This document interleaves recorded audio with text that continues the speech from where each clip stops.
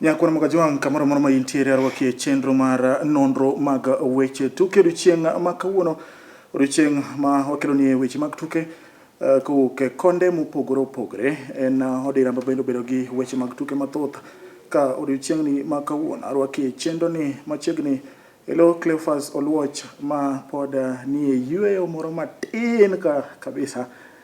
Nyinga en James Opondo, nyalo tudri kodwa na mar 3600. Bende wantiere achiel kachiel kokalo mbui mar Facebook achiel kod YouTube. Inyalo bende yudo wai X @RamogiTV @James Opondo Senior. Machiegni nyinga en James Opondo. Orna oteu kamoro moro ma untiere kaka pile. Bende waketo penjowa maduong' odiochieng' ma kawuono mantiere Facebook magwa.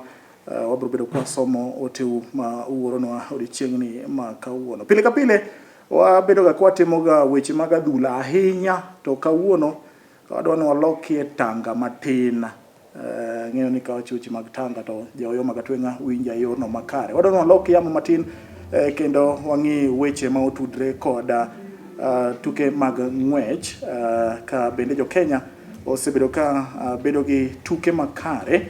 Ahinya to juma mokalo cha ne nitiere tuke mag pinje mangima mag World Athletics Championship mane ibago e boma ma Tokyo, piny mar Japan, kama jo Kenya orieny ahinya kendo tieko thuolo mar ariyo e pinje mangima, thuolo mokwongo e pinje mag Afrika bang' yudo midila modhuro ahinya. Kendo en ng'wech ma jo Kenya opuoyo ahinya, ka bende joluo ahinya ne ni kanyo kendo keto wang'i e ng'we makamago nikech nyaluo Lilian Odira nyakoro magajwang' ne ringo e ng'we mag mita 800 kama noyude midila mar mula kendo tieke thuolo mokwongo ka bende nowuoyo rekod mag ng'we mag mita 800. Ka odiochieng' ma kawuono arwaki kamoro moro ma intiere nikech wan gi jang'wech kendo jatugo wabro kode mbaka. Lilian Odira machiegni. Erokamano.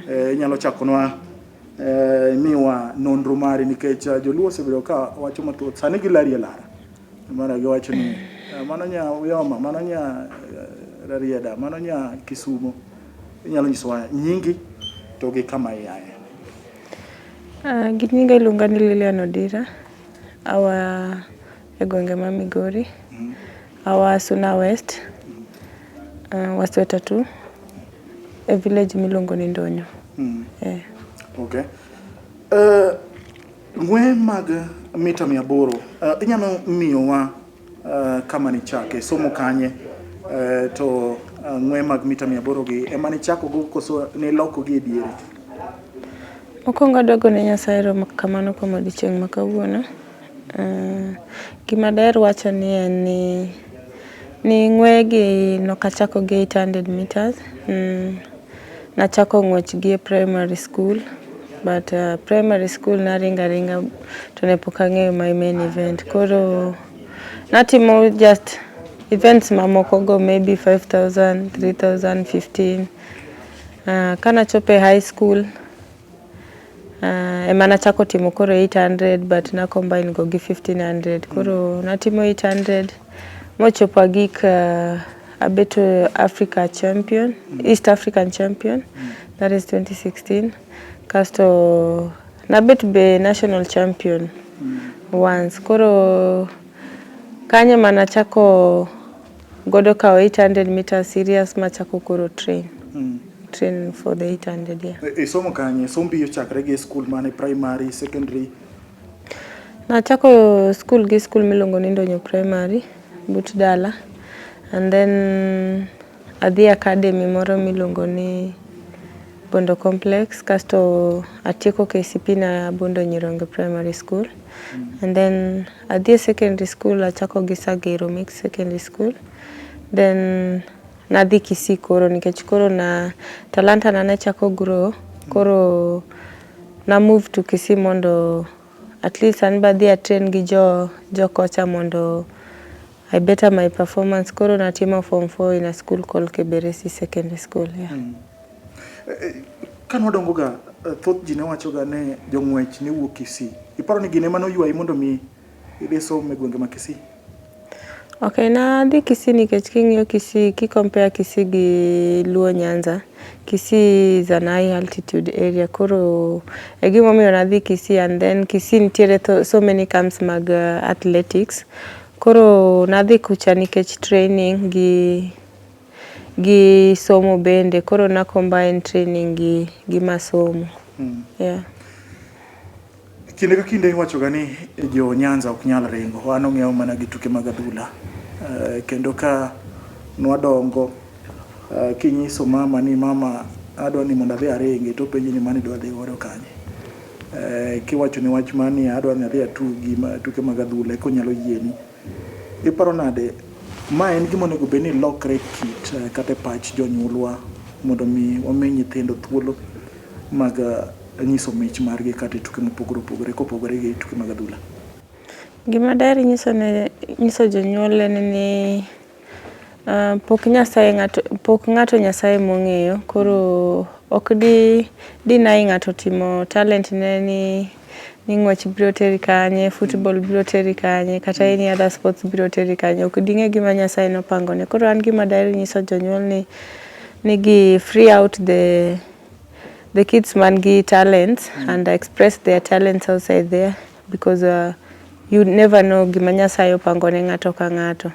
That is just a mentality machon ma ji ne wacho ni onge kuma ng'ato nyalo dhiye gi sports, but now kaka an kani koro an anyalu, I think ni gineno, kendo this should be a motivation to the young generations that are coming, ni gimora mora nyalore, oko mata kumiwae kata kumidake. Yeah, en gimora mora nyalore, en so long as ni iketo bidii, iketo Nyasaye mbele, kasto itiyo matek be. Yeah. Kwa aduki chien matin, ng'wech gi ne ichako ng'wech gi ng'weye madongo idhiye nyaka 5,000 meters. Koro ni iduogo e ng'weye mag mita 800 misebedo ka ikawe osimbo mopogore opogore. Ang'o miyo ni wuok e 5,000 to iduoge 800? Waneno ka mana ka ji wuoke kaka Faith Kipyegon, waneno ka sani no wuok e 1,500, no chako dhi odonjo e 5,000. Ang'o miyo ni wuoke maboyo tiduoge matindo? Okay, na wuoke maboyo ka duoge matindo kaluwore nikech gi time anaringe ng'weye maboyo go nedo kapok a discover my main event. Koro ing'eni en mana ng'wech moro mar primary high school moro ma iringo mana just to represent your school. Ikia kata ni what is best for you, iringo mana bora tu ni represent your school. But na discover ni I'm best in 800 time anadhi Kisii. Koro wachako focus gi coach wa in the 800 meters. Ma koro chopo like ayombo e nationals, nikech king'iyo regions mamoko mag Rift Valley gi Kisii ki yombo gi ok en ga gima yot kinyal luwo by then kane pod agine kocha. Koro mane momiyo I think I took it serious gi 800 nikech I became the national champion. Koro ma coach wacho ni koro let us just focus on this year. In gi ting' mopogore opogore, ng'ato nyalo penjo ni to Odera oseyudo kamoro momakelo, to in gi ting' mar familia, in gi ting' mar training, timo rako magi, in gi ting' mar tich. Ine e tich mane, to eri kaka balance tich ma itimo to gi tich ma bende koro ni dhiye matokyo mag ng'wech ka achiel koda weche mag familia? Daher wacho ni ok en gima yot.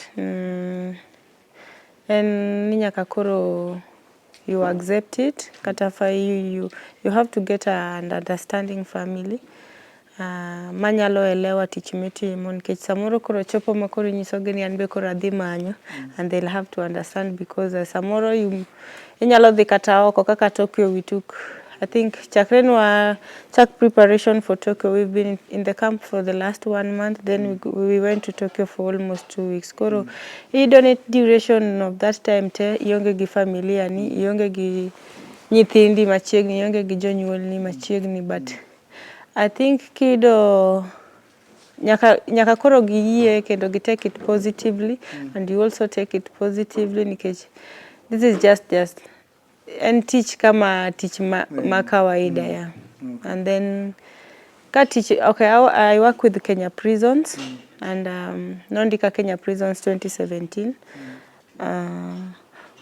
Prisons miyowaga chances mag training, like if you are performing, iyudoga full-time release, koro in tiji en mana focusing on the sports career ni mitimo, but once in a while wan be wadhi e tich, warwako uniform, wanyiso oganda ni wan be watiyo.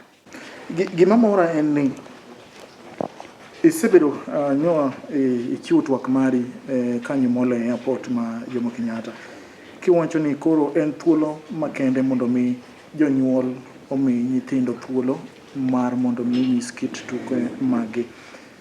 Tuke mag athletics gi be gichudo, be ginyalo golo ng'ato kata familia ma ochando golgi kama gintiere mag dhi e rang'iny machielo, adani mondo iwuo gi jonyuol. Gima daher wacho ni sport pays and talent pays so much and I think jok man gi talent must take it serious, nikech koro kumochope ni hapa ni talent is paying more than any other career jobs, if I might say so.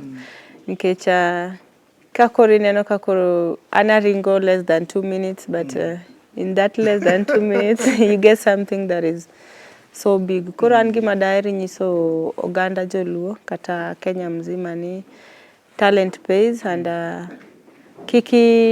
kikineni maybe it will take long, just be patient enough and trust the process. Nitiere gima osebedo ka chando ji mathoth ni ang'o momiyo joluo timo maber short races to kwatim maber e long races, ok wan Kipchoge giri. Nikech king'iyo Kipchoge gin kata sawe manyo oringo eng'we kinda manyo kalo mag Berlin Marathon. Pok waneno jaluo maringo eng'we mabor 42 kilometers kata 21 kilometers.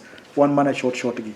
Pogruok mane ma wan godo kipimo gi oganda mamoko kaka jok mawuok Rift Valley? Pogruok mantie mar Nyanza gi Rift Valley en ni Nyanza is a low altitude area, most parts are low altitude, and then in the Rift gin high altitude areas. You ni altitude go up to 25, but Nyanza the highest maybe can be 17. Yeah, koro long races dwaroga ni train in a high altitude area mondo at least you adapt with that high altitude area. Makata kidhi e competition koro to you find it easy for you. And then short races dwaroga kuma low altitude. When you look at even uko Europe, uko inje, yudoga ni most sprinters are training in the low altitude areas. Koro Nyanza is a low altitude area, koro it favors the short races. Yeah, just as Mombasa. Mombasa benyal timo maber short races? Yeah, because it is an a low altitude area. Yeah. Tang'o tinde wasunge dwa biro Kenya sana e timo training magi. To wasunge mabiro Kenya gi king'iyo bende competitions mwadhiye gi giyombowa. Gibiro gikwalo penj koni to gidhi gitimo maber kocha. Kosa ang'o matimore? Nikech en twak ma ji osebedo kata ne wan kamoro gi jofwambo to wapenjre nang'o miyo jok mabiro koni gi gibiro to gidhi gitimo maber kocha. Kineno ka wasunge bende gichak giwuok kata kore kocha ka gidhi Ethiopia mondo mi gitim training magi. Iparo ni Kenya gi Ethiopia gin gi kuonde mabeyo mag timo training koso joka bira to ng'iyo kaka watimo gigewa? Okay, gima timore ni Kenya is a high altitude area just compared to Ethiopia and South Africa. Korido ni wazunge gi biro Kenya mondo at least they adapt with the high altitude, and then koro ingeni ng'wech ok diwachi ni ng'ato yombi nikech you not doing the nini mazoezi. No, gini en ga like today you might win, tomorrow you might not win. Koro I think people should just take it positively and okay, kata wazunge gin manaji and everything is possible. Kaka an koro sani anyaluo ayombo and they should just understand anybody can win today and maybe tomorrow you might not win. Yeah. Mateni koro onego benwa wa encourage. Ditire colleague moro watiyo kode ka iluongo ni George Bati. Gori akeni nge Bati. Bati no oluonga ni mondo wapiem kode e ng'we mag mita 100 to nonyisa no bere ahinya kabisa kendo kanodongo noringo ng'we mag mita 100. Iparo nade talent mantiere dala kata kidhi e gweng' seche ma nyithindo dhi sikul cha ma gin gi sports cha, talent ma wayudo dala iparo ni pok gichopo rang'iny moro minyalo nen gi oko, nikech adieri nyalo yudo nyathi maringo kata na 800 meters gi time ma in godo no kata mang'eny matin ne mane iringo Tokyo. Ang'o ng'ikruok mane mabedo e dongo mich mag nyithindo gi mondo gichop kama untiere? Shida en mana ni oganda Luo ok okawo ga sports serious. That is one thing that I have to say. And then idoga ni discovering these talents e reserve kucho bedo ga matek nikech iyudo ni koro nyathini dhi ringo sports e primary to kosetieko counties or these regions to kendo chako dok e class nyaka chieng' kendo next year maybe ka sports ochako chopo. Koro iyudo ni nyathini onge gi consistency in the training, but gima daher wacho ni jonyuol owe nyithindgi oko mondo o express their talents, and then maybe at least if you get a support mar young talents, maybe they create kata camps in every maybe county ma iyudo ni sama nyithindo loro kodhi dala maybe for the holidays to they go to the camps at least for training. Yani mano be punguza the idleness of the youths. Koro iyudo ni at least camps, it's easier to identify talents than ka ng'ato ni dala gi kucho, nikech you can't be walking into homes just to identify talent. It's easier in the camps than in the homes. Yeah. Tiparo nade ere kama jotelo nego beni donjo, nikech king'iyo county ma Homa Bay wan gi pap mar Raila Odinga Stadium, kidhi county ma Migori sirikal gero alap ma Migori Stadium, kidhi Siaya nyosetiek Jaramogi Oginga Odinga Stadium kendo pod igere. Kidhi Kisumu wan gi pewe ariyo, wan gi Mamambo Leo Mamarwacha to gi wan tiere gi Moi Stadium. To pewe gi kigero chon ne ok ger pewe ma Nyanza gi paro mar ni ng'we bende nyalo bedo. Iparo nade gini onego beni bede pach jotendwa mondo mi wabed gi lokruok mar paro, nikech ka nyiduogo nyaneno ka un gi gavana maru maparo ni magi gin twak monego beni bedo, ni onego beni wamiyo nyithindwa equal opportunities, konego beni bedo mana mar adhula kenda. Ang'o monego beni jotendwa timo kaka oganda mag adhula? Gima daher nyiso jotelo ma Nyanza ni ng'wech be en mana sports just like football, and en boningo bed ni ng'iye kaka one of the biggest sports in the country, nikech if you compare athletics, I think it has published the map of Kenya worldwide, and just like football. Koro gima daher wacho ni jotendwa ma Nyanza mondo miwa full support as athletes, mondo wan bende wadwaro ni wabed kaka other regions, nikech kineno the Rift region, like there is track almost everywhere. Be it is a Maram track, but it is a standard one. Koro gisani wan gipewe, yes, but king'iyo Siaya nitie Jaramogi Oginga Odinga. In fact, I ran there last year when we were doing the Betika finals, and it is a very nice track. Koro iyudo ni track ni some other people biro komboago to host maybe the competitions, but iyudo ni Siaya kanyo onge kata even a single athlete or maybe 5 athletes manyalo maybe kete camp to train kacha, because there is an added advantage to have a track in your county. Koro gima daher wacho ni the only solution is making up camps for the youths, for the juniors, or maybe for the seniors in every county, so that we can nurture these young talents that go unnoticed, nikech potential is there. En mana ni jogi pokong'e, nikech kagi build camps just like other regions timoga. I think Nyanza can be the best in athletics. Yeah, that is what I'm sure of. Nikech koro igero pap Siaya to jok mabiro tiyo gi pawni wuok e gwenge mamoko. Yeah, iyudo kata ni onge ja Siaya manyalo manage biro compete kanyo. It's so sad. Yeah, very sad.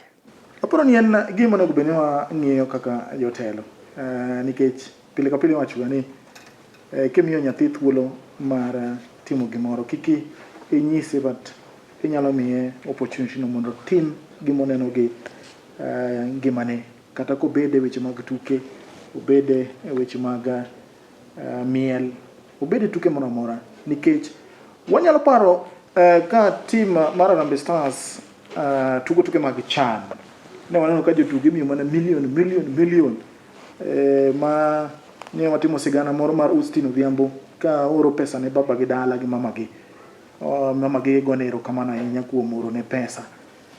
Bende Odira nyoringo ng'we mag mita 800 oyudo midila mar gold. Magi duto gin omenda, gin thuolo mane omigi kapod ne gitindo. Ne jotendwa Governor ma Siaya James Orengo, Governor ma Kisumu Professor, Governor ma Migori Ochilo Ayako kaachiel gi Governor ma Homa Bay Gladys Wanga. En thuolo monego bed ni wamiyo nyithiwa to magi wachiwo mana kokalo kuom dongruok mag pewe kata gedo mag pewe. To be kigero pap to kik ng'i mana ni en tugo mar adhula, kik ng'i mana ni en tuke mag ng'wech, kik ng'i mana ni tuke mag netball kende. Onego bed ni wabedo bende gi camps ma nyithindo gi bedo kamoro achiel to gibedo train to gibedo gi coaches magi to magi duto ema biro miyo gi thuolo. Adwa ni mondo wang'iyane kaka nyiringo Tokyo, wadwago mbaka mar ng'wech ma nibedo godo Tokyo. Wang'i kaka nyiringo ng'wech no mag mita 800 kendo iwuoyo record. Nyakor mongo juang' ne en poch gi pak ahinya ka Odira omiyo jo Kenya midila mag ng'we mag mita 800. Out by a whisker twice. Odira is coming. Hodgkinson's beginning to tie up. And the Kenyans going to do it. What an upset. What a story. Oh my word. The championship record that has stood since 1983 has gone. It was too fast on the first lap. And Lilian Odira has sent the Kenyans in the crowd into raptures. They have won it, but not the athlete they were expecting. Odira waited, she waited, and she struck at just the perfect time. That was a race for the ages, and it's Lilian Odira who goes away as the champion of the world over 800 metres. What a brilliantly timed run by the Kenyan. Ka ikrok mari jo Kenya mathoth nong'eyi kata joluo mathoth bende nong'eyi kani timo interview mari gi dholuo. Mano ni ringo ne ng'wech mane terie nus finals koso finals? Finals. Ikrok mane ma ni bedogo ka ni wuok pacho kae ka idhi e ng'we mag World Athletics Championships manobagi e Tokyo? Hapa ni asebet katiyo matek e training gi kochana nikech chakre na make it to last year mana akwonga make it to the All African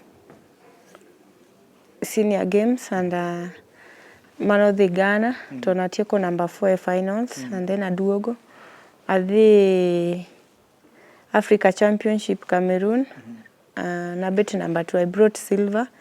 Koro I became the silver medalist in the Africa Championship. And then the same year na make it to the team that was going to the Olympics in Paris. Koro Olympics kanyo, and then the same last year I became a national champion. Koro I think gigo teno motivate ma wacho mana ni I should work hard. Koro nwadhi Olympics, kwa the Olympics I didn't make it to the finals because that was my first major championships. And natieko ge semi-finals. Katieko ge semi-finals, but I was so proud in Kenya. I came out with a personal best. And I got a 158.56. I mean. Koro mano no motivate ama akone waduogo. Waduogo wabet piny gi coach na. We drew a program and strategies on how we'll handle this year and how we'll attack it. Koro kane wachako season, nachako with the cross country build-ups. I did a lot of cross country championships under the meetings. Nadhi Bomet cross country na bet number 3, sorry, in the 2 kilometers loop. And then achaka the Olkalau, I was number 2. And at the nationals, in the nationals, na bet number number 2. No, number 3. And then in the another cross country, I was number 2. And then our championship, that is the Kenya Prisons, I did the 10 kilometers and the 2 kilometers. In the 10 kilometers, I was number 3. Being that I'm an 800 meters athlete, I was doing this just for my build-up and endurance. And koro kane wachope season mar track, because I had done a lot of cross country, my main focus was just on the pure speed, because naseneno ni endurance ni sawa, ni kare. Koro nwa focus speed gi coachwa. I went to the World Indoors. Before the World Indoors, I did some indoor meetings. I went to Lyon, and I was number 1. Aduogo achaka the World Indoors. And then it was so unfortunate Nino can make it to the finals. Nkechi nagora pinye semi-finals. Koro nachaka duogo, I just said to myself, I'll not give up. Pod abrotia manabidi. Koro nwa duogo to wachako mana focus on the World Championship, because na say qualify already for the World Championship, but now you have to do a trials. Even if you make it, you've qualified. Koro, in between hapo, we had the Kipkeino Classic. You know, Kipkeino is a very big event here in Kenya. It is worldwide. It is, okay, all countries come. Koro, during the Kipkeino, I was number 1 too. Koro, I saw like my progress nebiro maber. And the more you make it to the limelight, the more you'll have to maintain it. Koro, coach wano, osiko wacho manani, wewe unajitafutia moto. Yani, kaka sani koro world champion, kama nimejitafutia moto. I have to maintain it there. Koro after the Kipkeino, wabiro watimo trials. Trials, I was also number 1. The trials that was heading to the World Championship. Koro, I think I've been so consistent mazoezi na in my performance. Until now, Kanewadhi Tokyo. Before Tokyo, I went to Silesia, Diamond League. Silesia newaringo get this lady milungo ni Kili Hodkinson. She was number 1, I was number 2. Kanya manadhi I did my personal best of 156.52. Getting a 156.52 kaduogo. I think that was the rest of my life, because getting a 156, it placed me second in the whole world by then. Koro aduoga wacho ni no, have published my name outside there, and now nyakatokoro abed motegno atima zoezi mang'eny mondo I maintain it there. Koro nwaduogo wabedo piny gi coach, watimo mazoezi, and when I was heading to the World Championship, my body was okay, and agone Nyasaye erokamano season ite onge injury masebet ka yudo. Nikech sports gi injury be are so, it's so hard to handle injury gi mazoezi. Koro kana dhie World Championship. Championship is a very tactical race and a very hard game. Nikech ka iromo gi all those big names mawai country mamoko go. Koro I was like, first time maneno kwanza hits na. Awacho manani we. Otek. But I gave myself courage. Kendo awacho manani no. I have to do it because I'm fighting for my country. Nyakatokora team, team. Koro I made it to the heats.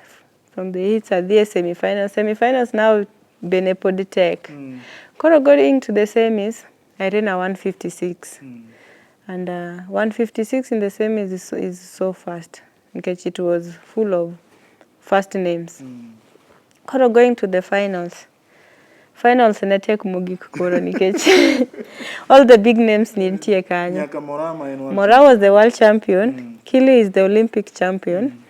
And Hunter is the Olympic silver medalist. And okay, all sorts of those big names nitie kanya. I think I was the underdog.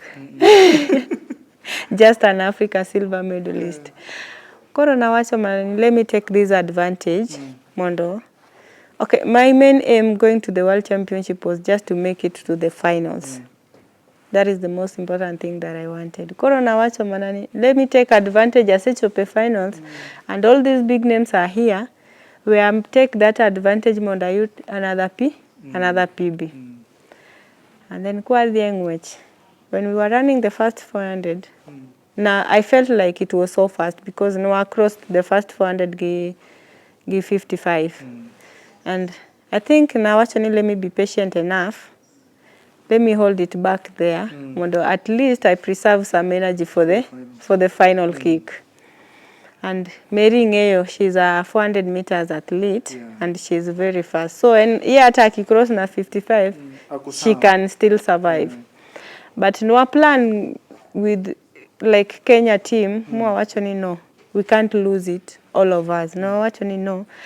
Wacha mmoja ende mbele, jok moko gi, at least mwingine katikati mwingine nyuma. If in case she doesn't get it, let me get it. If in case I don't get it, let Sarah get it. In case our main focus is bringing back the glory home. Koro kamane kaka ne waringo kwa chopo the last 700 meters with the 100 meters to go. I felt like I still had some energy, and Mary no se chako go back. Let me give it a trial because I was counting myself. I was number 3 the last 100 meters. No, I'm in the podium. Let me give it all out. Kamane kaka it happened, and I want to thank God, and I want to thank my coach and my family so far, mostly my parents, because gise me a support mang'eny. Yeah. Gold donjo, koro intiere rang'iny mamalo, koro ji te neni makata kidhi e ng'wech moro amora tibro tang' nyingi kigoni picha madongo dongo wacho ni world champion odonjo e ng'wech. En pressure mane ma ibro bedo godo, to ere kaka idwa handle ka pod bende iparo ni in gi familia mari, onego bed ni wacho ga ni jok masungore ahinya bende nyalo lwar piny dichiel. Ere kaka idwa loso chenro mar ngimani kochakre gi sani, nikech koro kaka ibro bedo treated sani opogore kaka ne in nyako mane wuok Migori ema pod ne tisi, opogore gi nyako mane oringo ng'we mag prison, sani in world champion. Ere kaka idwa timo ikruok magi? Aparo ni pressure no, I'll just handle it normally nikech it is just the title more change, yes, being a world champion now, but onge gimo change a lot nikech I'll just take it normal. Nikech mazoezi poda biro manadhi with my colleagues. Gimora mora poda timo just as normal. Nikech I don't think, okay, it's pressure will just be there maybe during the races, because now in world champion, kidhie maybe any other race, ng'ato ka ng'ato ng'i, and they want that performance. I think that's it. Mane pressure I'll have to handle it carefully. But maoko kae kwa romo oko kanyo iwacho ni wamadhi chai, mano is okay. I don't have any problem with it. Nitiere bende Kenya osebedo kamarach ka itudowa gi weche mag tiyo gi yedhe majingo del kata doping. Bende nitiere nyaluo moro ma bende wuok Kisumu County ma bende timo ga maber e weche mag cross country, bebe ne weche gi omiye ne matin. Iparo nade ngimani kaka jang'wech, kaka athlete, ere kaka iritri? Nikech an ng'ena thuru ga chiema, an chiema, an kata kigona karibu an abro chiema. To ere kaka koro ngimani chalo kaka in athlete? Nikech onego beni pimi kamoro amora, onego beni chiwo nonro mari ma jok mapimo ji ka onego beni in ong'e ni in kama chal nade, kata sani ginyalo mana biro kama gipimi, ok gichiw ga sama gipime ga chi. Ere kaka onego beni dak kaka jang'wech, kaka athlete, mondo mi kik iketh career mari? Okay, mondo mi maintain all this, nyaka first of all dair wacho ni nyaka kuongi be disciplined, and nyaka you be careful nikech in athletics ipimo almost every time, because kaka an koro sani, like I'm an elite athlete, I have to be very careful, nikech kata gisani awach ni koro amodho pi ka, umia pi ka amodho taweka, maybe adhi e washroom, I'll not come back and drink it because akia, maybe somebody can use you to manipulate me. Koro you have to be very careful on what you take into your body. Gima donje dendi, you must be very, very careful and very cautious about it. Yeah, it's just being disciplined. Gimi chamo, inyaka ting'e ni owuok kanye, owa kanye ng'amomi godo nikech you never know, not everybody is happy for you or for my win. Koro I have to be very cautious. Yeah. Nyakoro mag jong mano kaka iwinjo en mbaka ma wagoyo kendo wamiyo nyithiwa matindo ma pod nigi thuolo mar ringo kendo bende donje tuke mopogore opogore ni duto nyalore kama koro ikwane jong'wech mawuok hoho mar Okak kata Rift Valley wambe koro ikwane kaka joluo watimo maber kabisa kendo en poch gi pak wadwani mondo wanyis jonyuol bende pod walando negi alanda miyo nyithindo thuolo nikech koro sani koro an gi millionaire kae sani wan gi pesa e studio kamrach nikech thuolo mane wuon odira gi min gi omiye mondo mi odonje ng'wech iwacho weche mag chudo bende imiyouga tiegruok mondo mi ung'i kaka utiyo gi pesa muyudo nikech kawuono an kichiewa to imiya milion moro 5 10 aparo ni pacha nyalo gajre matin akoni 500 wadhi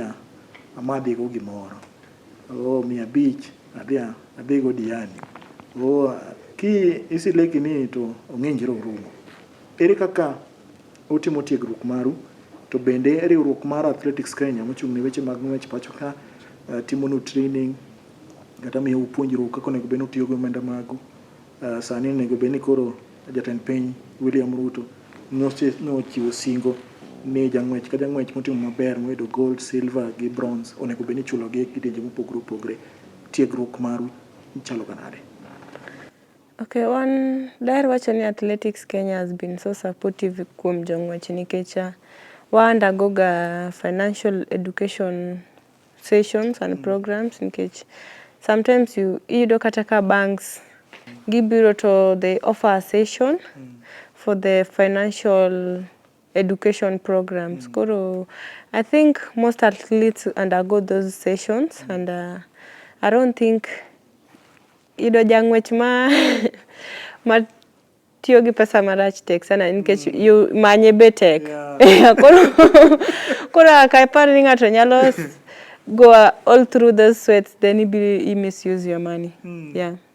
Ma okanyal yudo ni kata na Tokyo kuna ma untiere na ni koro ka pesa osedonjo e bank ni to iyudo ka odhi e sherehe moro ji odhi gi nene okanyal yudo athlete. Athlete ma dhi e sherehe no be tek kwanza. Okoyot otek. Yudo ok tek nikech kata athletics need a lot of discipline. It's always discipline nikech ng'wech ki getting to the top is so easy. No, it's so hard. But dropping it down is very, very easy, very fast. Nikech athletics and mambo na sherehe raha, no, they don't rhyme. They don't.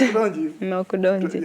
Ana yoga nikech ani gina era dula, wuon wane wacho gani mondo atuga dula kane pod atis to adula no balo koda an kor sani akew mana weche mag tuke.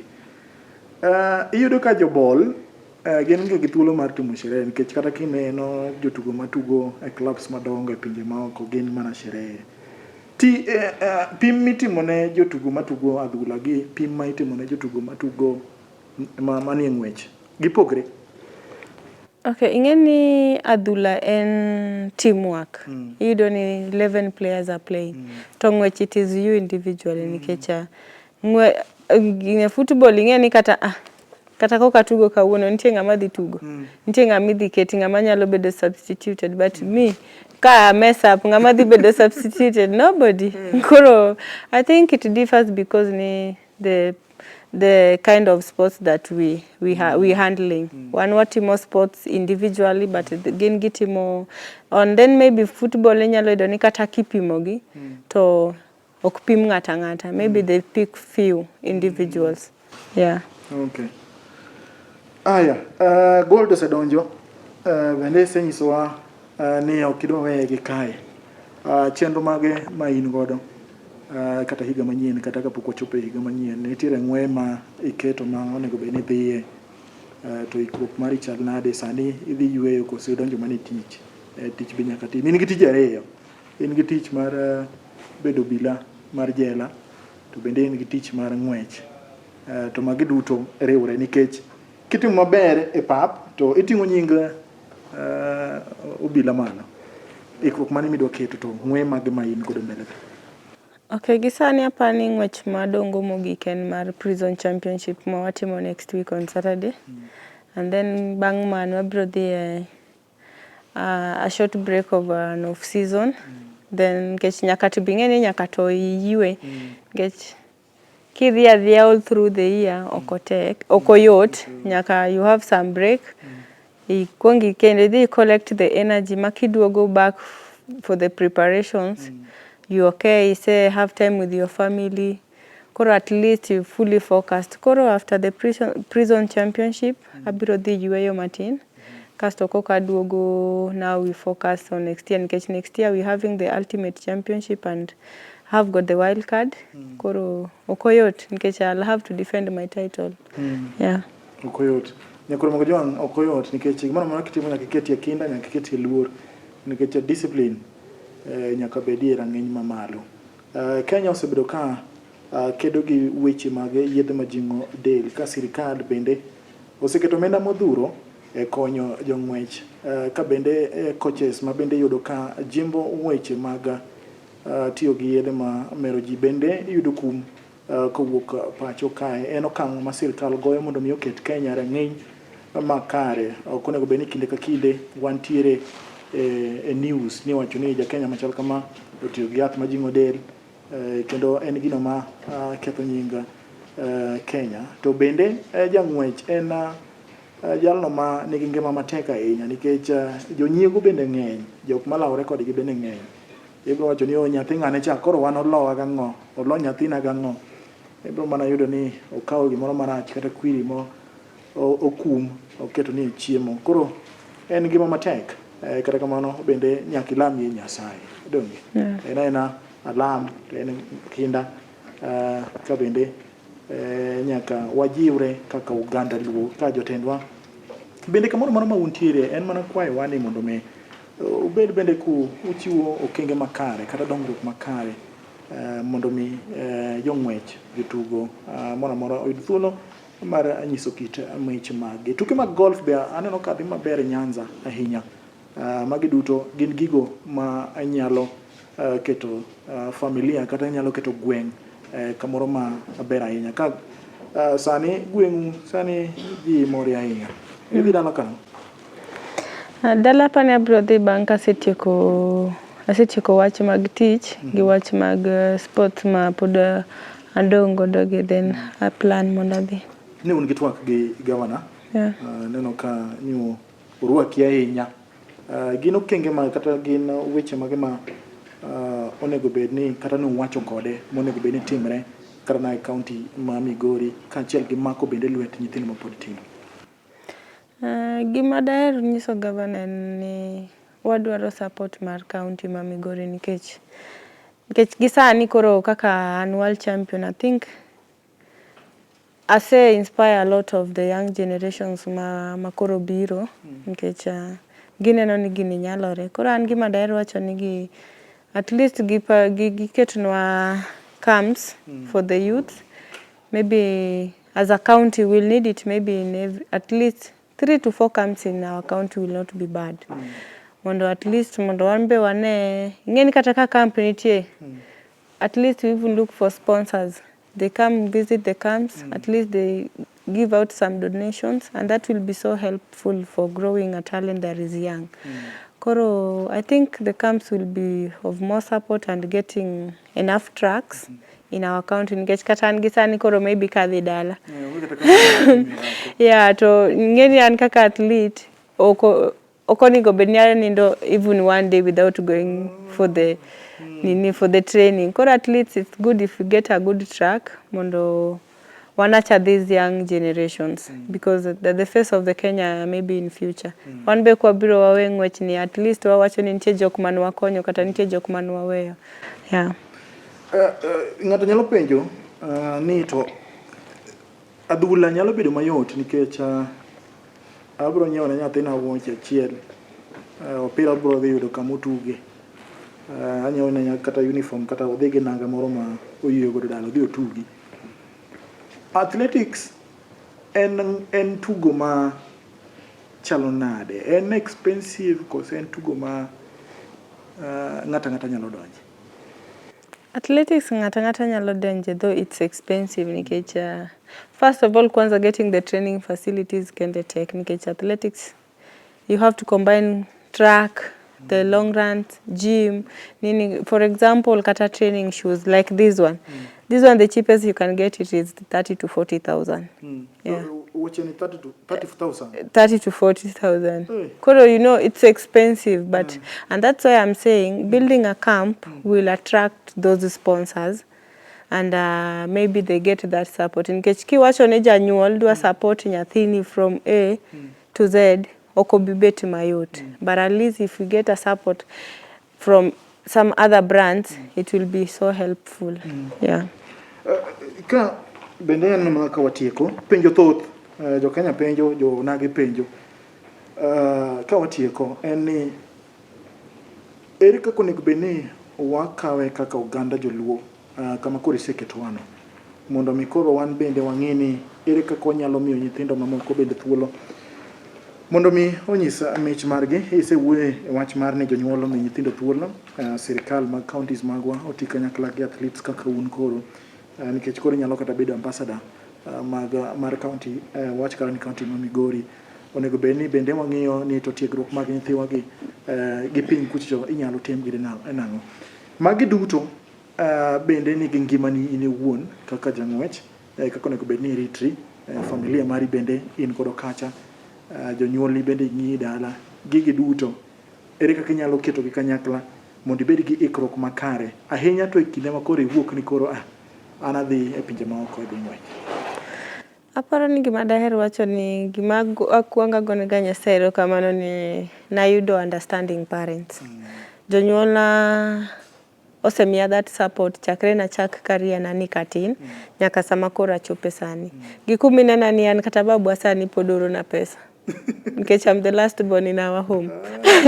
Koro an kata gisani kata an godo to pod owacho mana nyathina cha nyathina cha koro sani like osemiya that support from when I was young nyaka sama koro achope. I think gima most important here is getting a very supportive and understanding family.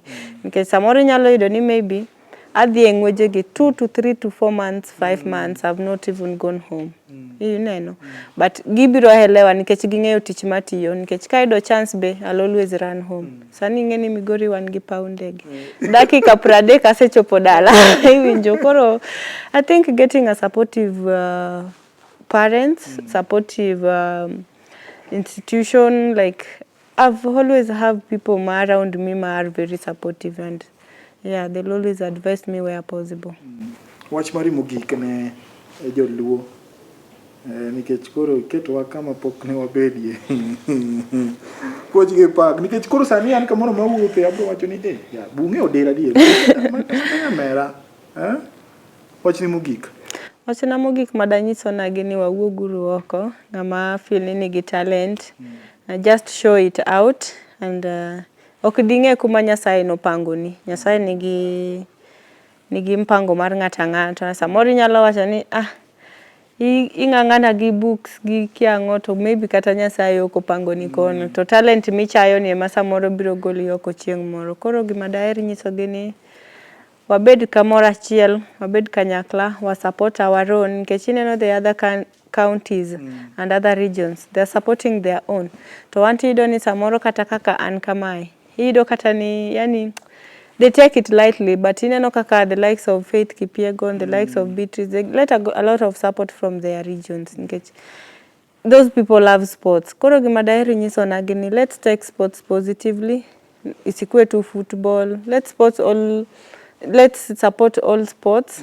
Mondo one bende in future to come wang'eyo ni Nyanza ema dhi bedo the top of this country. Yeah, koro gima aoro ne all my fans most agoero kamano kuom hera maginyisa to yeah, I want to wish them all the best. Erokamano. Koro magajuan mono ne en Lilian Odera. Jang'wech ma koro wabro keto e rang'iny mamalo ka bende kinde mibro ndiki historia mar pacho kae e tuke mag ng'wech nyinge bro bedo malo kacha. Koro wakone mana Nyasaye ni mondo okete kama kare, omiye del makare, omiye mijingo mondo odhi mbele gi timu maber. Kamano nyako moga jwanga goniro kamano kuom bedo koda nyaka ne wachaki kendo koro wachopo e giko e chenro ni mar nonro mag weche tuke ma biro ni chieng' wuok tich ka wuok tich kochakore saa 1 nyaka saa 2 juma manyien pod mana wantiere e Ramogi TV goniro kamano ote ni wuoro modhuro kana nyalo yudo thuolo mar somo kata kamano goniro kamano kuom kamoro ma untiere e bwo kata lo Cleophas Oluoch mano owadwa ma Kisumo goniro kamano nyinga James Opondo japecha joyo magatwenga jo Kisumo ka julu pochi pa kamoro ma untiere waraduru juma manyien.